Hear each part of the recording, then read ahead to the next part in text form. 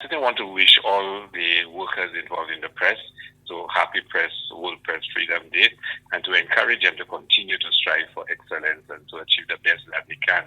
And they should be relentless and they should be, dedicated to the task that they have before them. Quote, all our freedom depends on press freedom, but in every corner of the world, freedom of the press is under attack. End quote. That is according to a Twitter post by UN Secretary General Antonio Guterres.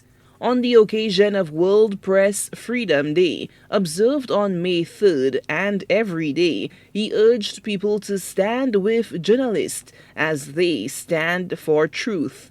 It's a point also emphasized by St. Lucia Broadcast and Information Minister Dr. Ernest Hilaire. And I think for us it's important that we recognize that democracy is strengthened and democracy is enhanced when we can have a press that can investigate issues, a press that can examine issues, and a press that can provide objective, independent assessment of issues to the society. And every government should recognize the necessity to have such a press existing within different societies.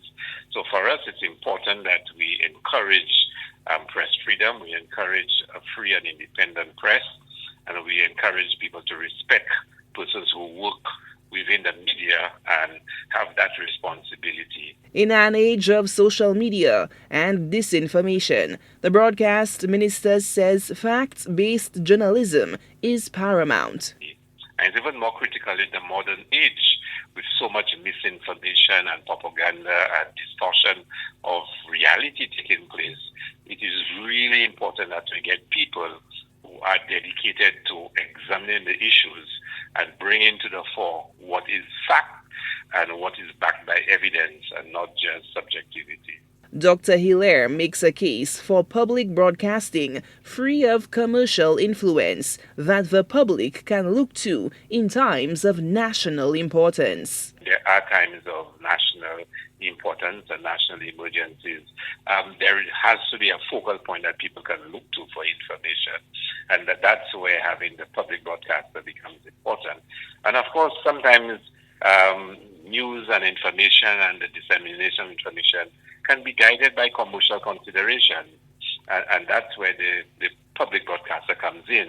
It ought not to be guided by commercial reasons. It ought not to be guided by the own personal preferences of the owners of the private press. And that puts forward a very strong argument for you to have a public broadcaster that is independent. 2023 marks the 30th anniversary of World Press Freedom Day under the theme, quote, shaping a future of rights, freedom of expression as a driver for all other human rights, end quote. Solange Alfred, HTS News Force.